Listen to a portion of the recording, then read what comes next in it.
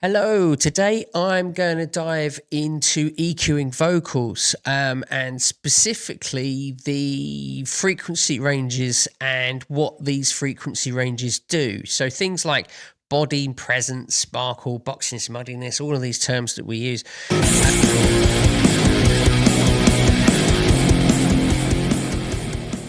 Whereabouts they sit, and let's have a look. So I've got a parametric EQ up for you to peruse over, as it were, that we're going to do for this example, and I'll explain the frequency ranges and what those frequency ranges do, and whether you should be boosting or cutting, or whether it's a good or a bad thing.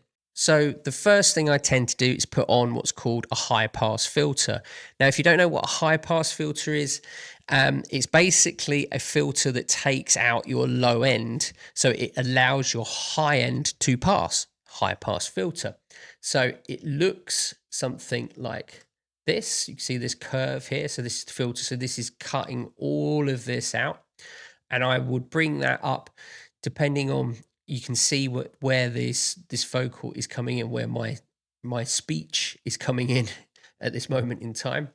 So I'm bringing that up to what's that, 76 hertz, around there, and then you can just decide on your slope. All of this really depends on your mix and everything else, so it depends on your vocalist and stuff like that. So moving on from your high pass filter, you're going between 100 hertz. So I try and highlight this as I go along. 100 hertz to 400 hertz, which would be this gap here. You should see that quite clearly.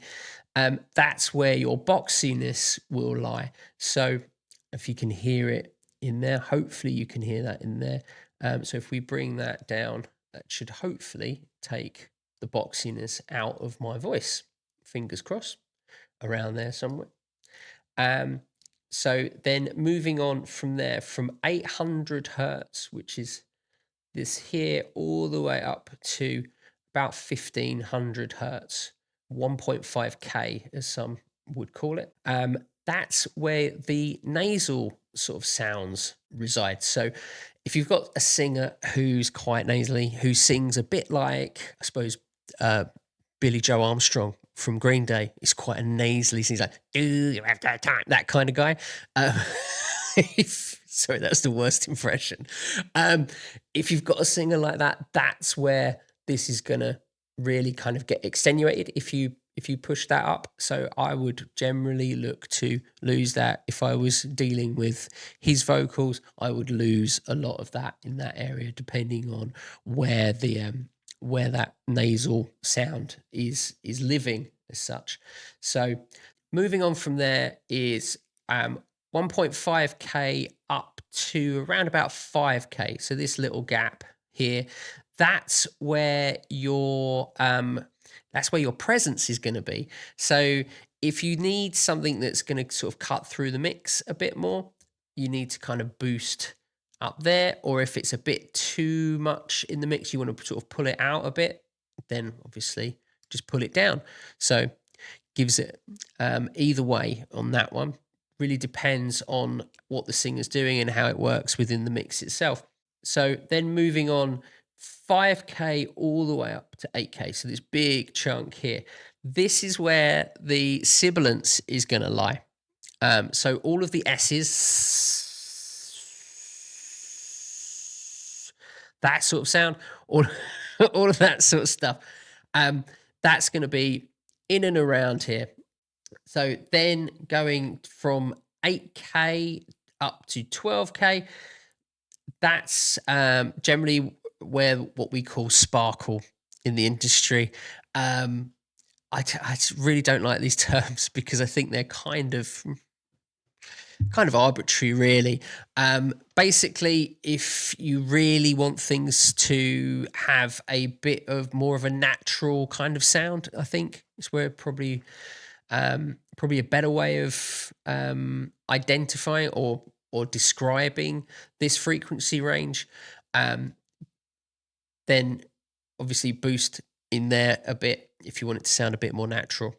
And then going from 12K up all the way up to 20K, which beyond that is beyond human hearing. So that would be silly to go beyond that. But anyway, generally you would shelf that kind of area from 12K up.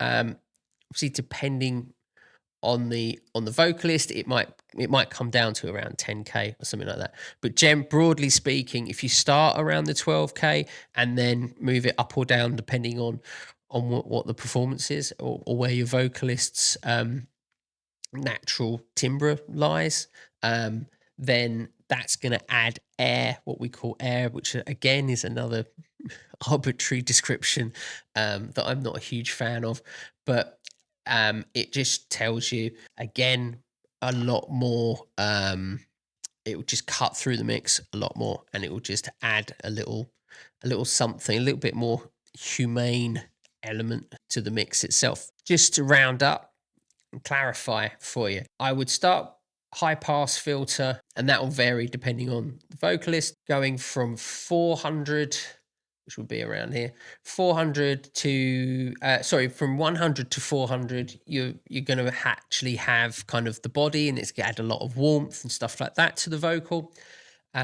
Around about here, which is 400 to 800, is where you're going to get boxiness. 800 to 1500, this sort of area, that's your nasal sounds. Then 1500 to 5K, that's going to be your presence.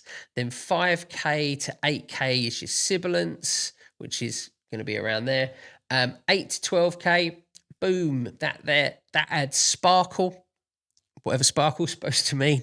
And then at the very end there, 12K up to 20K, that's going to add air, what they call air, which I think will add a lot of breath and stuff like that. But you just kind of want to be careful with things like cymbals and stuff like that for your overall mix. So something just to be aware of there.